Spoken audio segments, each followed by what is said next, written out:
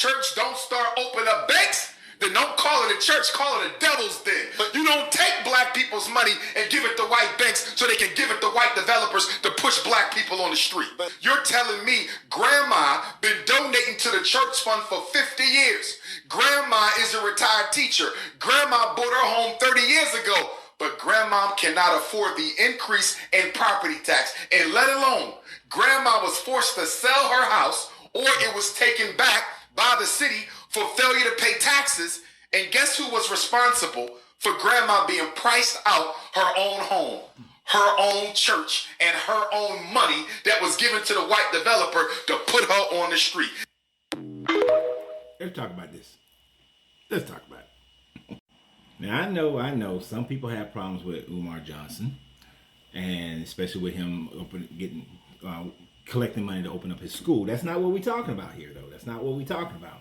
You know, him opening up his school is a whole other thing. It has nothing to do with what he's talking about right here. But you cannot deny the truth of what he's saying.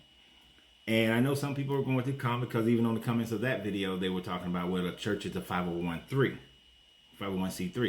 This is true, but churches have been able to open up credit unions. There are churches here in Atlanta that are mega churches, and they have opened up credit unions.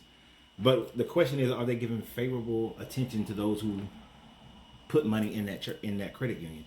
Are those people being able to buy the homes? Are those people being able to develop businesses based on that? I don't know. Not part of those ones. But I have said for a very long time, even though I may not agree, I do not agree with the church in itself, but since it's an entity that's there and that the majority of black people do fall within some church organization or situation, that they should have at minimum their own credit union. And in those credit unions, they should be financing the homes to which the people who go to that church belong to. That they should get favorable prime rates. As long as you got to have a credit worthiness, I get that. But they should have programs to help people to make sure that they get credit worthiness, to be able to get loans from their own credit union to buy a house. And a church can set that up. You don't have to have everything as a 501c3, and then all the profits from the bank or the bank can be then given to the church as charity, thereby allowing the church to grow even more. It'll make you a mega pastor, really, if you think about it, y'all. But you would then be helping the community. You would then have more land ownership and home ownership in your community where your church is, and keep other people from coming in and taking over your communities. You also would have a business development program so that the people within the church can have businesses, get them funded, and then supported by the members of the church, because you should, every week you can ask for them tithes. Every week you can tell those people to support the businesses that came out of that church. And those businesses should then hire people out of that church so that the money changes hands over and over and over and over again.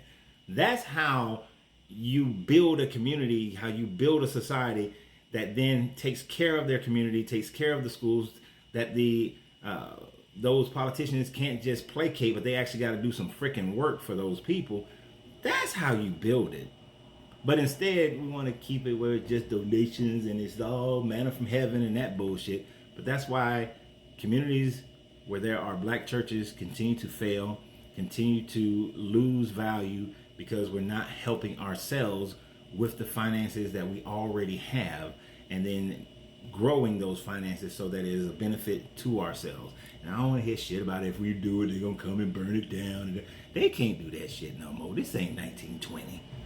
And even the people in the 1920s in Tulsa and other places, they fired back. But this ain't 1920. I don't want to hear that bullshit about everything we do, they come and take and tear it down. If you got that mentality, then just go somewhere else. We don't need you.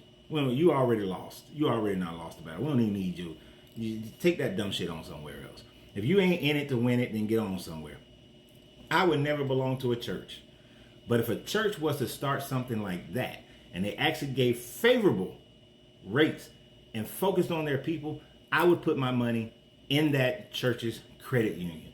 And I would utilize that church's credit union.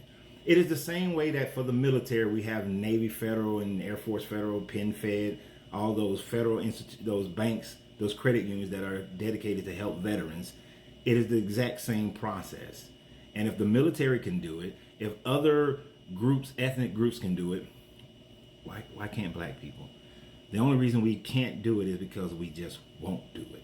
And we have piss poor ass leadership in these churches that refuses to do it. But y'all have a great day. And remember always, you got to free yourself to be yourself, because your greatness is non-negotiable. Good journey, good vibration.